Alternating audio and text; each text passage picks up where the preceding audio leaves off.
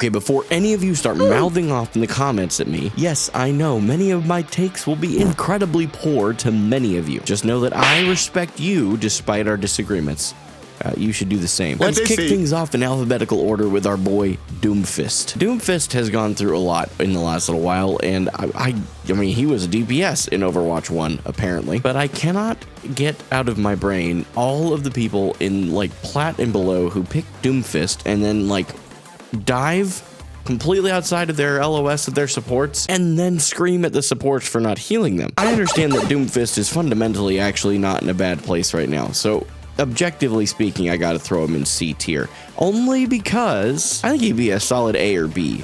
B. B is high, just as a tank hero. But like right now, he's a C tier for me because there's a little personal bias in there. Moving right along to D.Va, who inarguably goes to S tier. You cannot change my mind on this one. With the extension of the timer on defense matrix lately, she's just the easiest way to counter Mauga, which otherwise would be unbelievably broken once he hits cardiac overdrive. I'm skipping ahead. We'll get to Mauga obviously in a minute. But D.Va has always been one of my personal favorite dive tanks just because I believe she is so versatile. I'm learning in scrims you can play her in a poke concept of a dive as well as just a very soft dive where you're not just hard engaging like you would with Winston necessarily. You know, soft diving, you know what I mean. I hope. Moving on now to Junker Queen. Junker Queen has honestly been one that it's kind of been a sleeper pick for me. I played Junker Queen in a scrim recently and I really actually had a lot of fun. I mean, I got nothing on our sub tank Berlin playing Junker Queen. His Junker Queen looks spicy. But Junker Queen, I do think right now is just in a weird spot where she can be really good or she can be really bad and there's no in between. I don't play a lot of Junker Queen myself. I don't spend a lot of time putting in the hours and really locking in, so maybe she's in a great spot right now. But for me, I'll put her above Doomfist in the B tier because I actually believe she's right there with Doomfist in his actual skill level. If I wasn't being mean and hating on the Doomfist players who are just diving into the backline with no LOS of their supports, he'd be in B tier. And a lot of that is just because I think there are better tanks than these tanks. It's not necessarily that the tank itself is bad. Moving on to Mauga. Boy, if you know me at all, you know how much hatred I have in my heart for Mauga. I mean, we all understood when he was released around Christmas and they put him straight into comp and then just left for the holidays and he was unbelievably broken. Like, I know that the devs have done a really good job in the last little while of, you know, getting in front of things, communicating, the dev blogs, all that kind of stuff. But what in the flying blue Mauga did you do? See what I did there? You thought I was gonna cuss. That said, Mauga is actually in a pretty reasonable spot at this point. I don't believe he's overtuned. His cardiac overdrive with the 100% lifesteal is definitely a very controversial change, but I actually believe the fact that it is a shorter window with a higher percentage is a way better way of balancing that, because now it is counterable. You can counterplay it with D.Va's defense matrix, Sigma's kinetic grasp, any of that kind of stuff. And I just think that there's so many more options now to play into Mauga besides just a Mauga mirror or playing Sigma. That said, personally, I put Mauga at an A tier tank. He is in a really good spot, and I do believe personally in a better place than Junker Queen. Moving on to, okay, we just put Orisa in F tier. Why do we even really have to talk about this? Orisa can be played. All of these things can be played, but whether or not they should, you thought so long about whether or not you could, you forgot to think about whether or not you should. I don't know if that's the actual quote, but it's meant to be a Jurassic Park reference, which some of you probably got. If you didn't get it, go ask your parents because you're probably really young. I love how Flats put it. Orisa and fighting Orisa is kind of like punching a brick wall. Yeah, you're eventually probably going to break through the wall, but you're still punching bricks and your hand hurts for a while afterward. So yeah, Orisa in a really bad spot right now. I just think compared to other tanks being in good places, Orisa's just, she's automatically F tier. Let's talk about Ramattra. Ramattra, I think, is kind of always one of those tanks who's been in a decent spot. He was overpowered for the first little bit of release, but I feel like pretty much all heroes on release are intentionally released at a higher than they should be skill tier, or however you want to phrase that. And that is because Blizzard at the end of the day needs you to put in hours so that they can actually playtest it, because they can playtest it with their closed group of developers, but it doesn't really, you know, meet anything that makes any sense at all until you get it to the community. Ramattra, I think, is right up there with Mauga. I really think Ramatra's in a really good spot at A tier. I just think there's so many things you can do with his Nemesis form.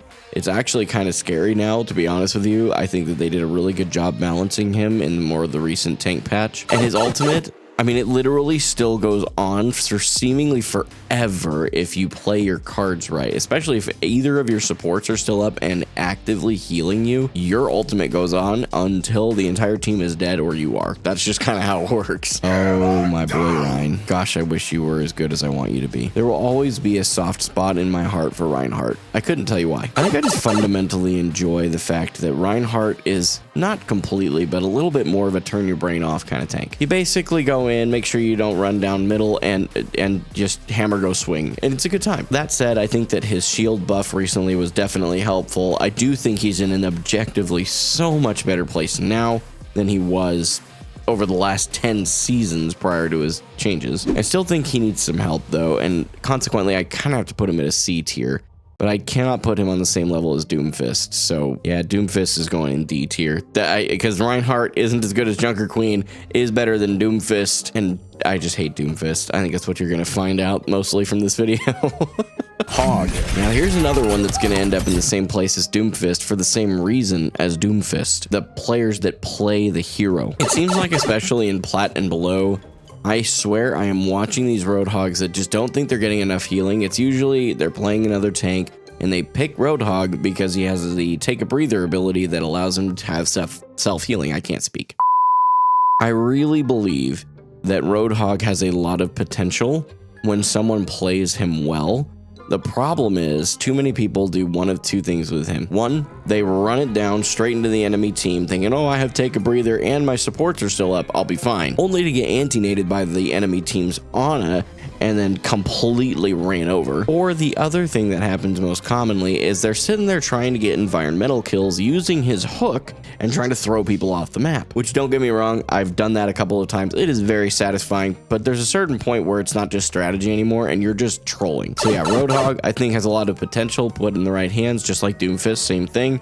But from my experience, they're D tier tanks. Sigma is an easy S tier, and it's not just because his name starts with the letter S. I feel like Sigma has always been in a relatively balanced place where he's not overpowered, he's not underpowered, he's just right in a good spot. And for me, the reliability of Sigma is what makes him an S tier tank. If you were to start mastering D.Va right now, and next season we go into a brawl meta, you're going to struggle on D.Va. On the flip side, if you were to master Sigma and then we go into a brawl season next season, you would absolutely be able to try him out in a Sigma brawl. There's not really a D.Va brawl that makes any sense. Sigma does obviously struggle in a dive meta, but I do think that he's playable in a dive meta. And I think that for me is what he's just the most easy to, he's like a chameleon. He can more or less blend himself into whatever composition you're playing, whatever meta's going on. I feel like he's always done pretty well and has a very adaptable kit that allows him to play in a wide variety of different metas. Let's talk about Winton. I love my boy Winston. I love him so much. He's S tier. He is just S tier, especially right now. I am learning the value of Winton. Even when I am solo queuing on tank, Winston just stomps. If you time and think methodically about who you are going after and you poke at them with your right clicks and then time your dive perfectly, you can almost always get a guaranteed pick.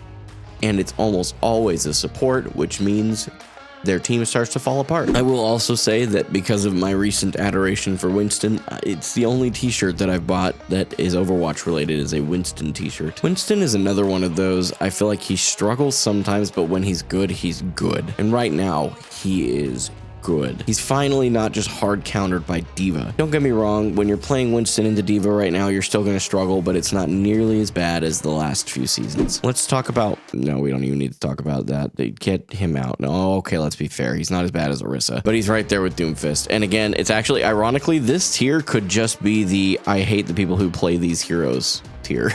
You either get an incredibly good Wrecking Ball player who just knows what to do, they're playing the megas well, they know the locations of all of the different health packs and play those locations perfectly, or they just become a nuisance. They're basically playing a really fast-paced, big DPS flanker is the other option you get, and it seems like more often than not, that's what people are doing. But I will say, just like I've said with Hog and with Doomfist, when you put Wrecking Ball in the right hands, he is a crazy good pick right now. Finally, saving the best for last, Zarya. I love Zarya, but she is A tier. I would love to be able to say that Zarya is S tier, but she's just not. She cannot be put on the same level as Diva, Sigma, and Winston. But I can confidently say she belongs with Ramattra and Mauga. Full disclaimer, I would call myself a Zarya main. I really enjoy how she plays. She kind of plays similarly to a support with the fact that she can bubble other people. But I don't know, there's something about once you get that high charge and just running it down on them, especially when they're playing Orisa, because they think Orisa's good.